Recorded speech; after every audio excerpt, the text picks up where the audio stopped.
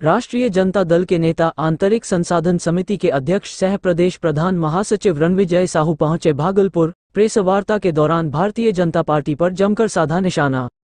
Report Shambhu भगत, भागलपुर। आंतरिक संसाधन समिति के अध्यक्ष सह बिहार के प्रदेश प्रधान महासचिव राष्ट्रीय जनता दल के रणविजय साहू आज भागलपुर के परिसदन सर्किट हाउस पहुंचे, जहां राष्ट्रीय जनता दल के दर्जनों कार्यकर्ताओं ने उन्हें पुष्पगुच्छ देकर व अंगवस्त्र देकर उनका स्वागत किया।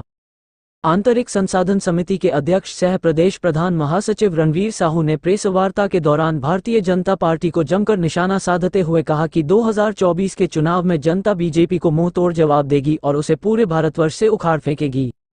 उन्होंने कहा, इंडिया अलायंस का बनना बिहार के लिए काफी सही फैसला है। इसके तहत बिहार में 40 में 40 सीट इंडिया रिलायंस जीतेगी और सभी वरिष्ठ नेता निश्चित करेंगे कि बिहार की बागडोर मुख्यमंत्री के तौर पर किसे दिया जाए।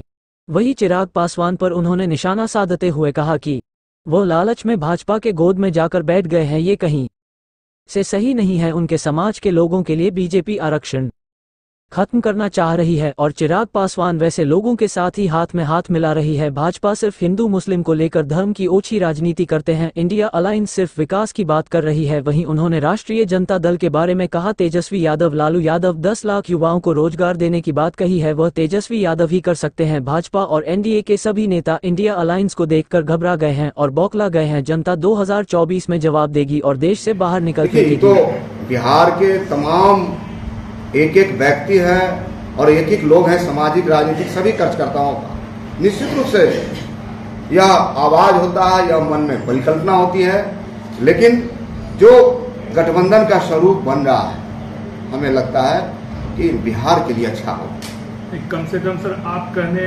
खुलकर कह सकते हैं कि नीतीश कुमार प्रधानमंत्री बनेंगे। देखिए, ये तो तमाम जो संयोजक बने हैं माननीय हमारे नेता, उसमें माननीय तेजस्वी प्रसाद यादव जी भी हैं, उसके सदस्य हैं, और देश के कई बड़े चेहरा उसमें सदस्य हैं। तो निश्चित रूप से चर्चाएं होगी, बातें होगी, लेकिन ये तो स्पष्ट है कि माननीय मुख्यमंत्री जी नीतीश कुमार जी भारत सरकार के कई मंत्रालयों का अच्छे ढंग से संचालन किया है। हम रेल मंत्री के रूप में सबसे लोग जानते हैं, हम लोगों ने परखा है, देखा है, समझा है। सड़क मंत्री के रूप में देखा है, हमने कृषि मंत्री के रूप में देखा है, कई विभागों को उन्हें संचालित किया है और बिहार का 17-18 वर्षों से लगातार बिहार की सेवा दे रहे हैं। तो निश्चित रूप से कुछ दिन पहले तक आपकी पार्टी खुल के बोल रही थी तेजस्वी सीएम बनेंगे और नीतीश पीएम बनेंगे, अभी कहने की स्थिति में है आप? ये नहीं, हम लोग तो लगातार, हम तो पार्टी के प्रधान महासचिव हैं, एमएलए भी हैं, तो हम लोग तो लगातार चाहते हैं कि हमारी पार्टी का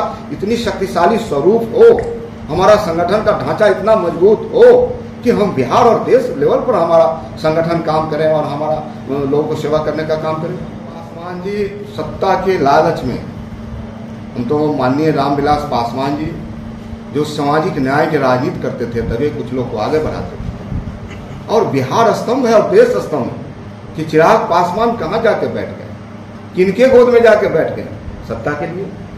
उनके समाज के लोग इस प्रकार से भारतीय जनता पार्टी और एनडीए के लोगों ने आरक्षण खत्म करने का लगातार प्रयास किया जा रहा है, नागपुर से लगातार फरमान दिया जा रहा है, और हमें लगता है कि चिराग पासवान जी जिस जगह बैठने का काम किया, उनका समाज का लोग निश्चित रूप से अध्ययन कर रहा है और मूल्यांकन कर रहा है। समय पर निश्चित रूप से उनको जवाब मिलेगा।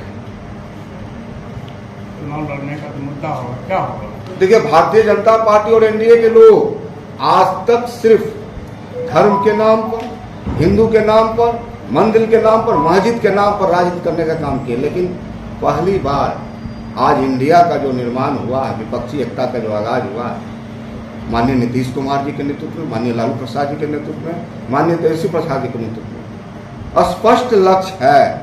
यह मुद्दा पर बात हो रही है, रोजगार की बात हो रही है, देश को बढ़ाने की बात हो रही है, देश के विकास की बात हो रही है, रोजगार की बात हो रही है। इन मुद्दों पर देश आगे चल पड़ा है। हमें लगता है बिहार जिस ओर चलता है, देश का रुख उसी ओर जाता है। देखिए, मुद्दा ये नहीं है कि हम राष्ट्रीय जनता दल कितने सीट पर बिहार से लड़ेंगे, जदयू कितने सीट पर लड़ेंगे, कांग्रेस कितने से लड़ेंगे।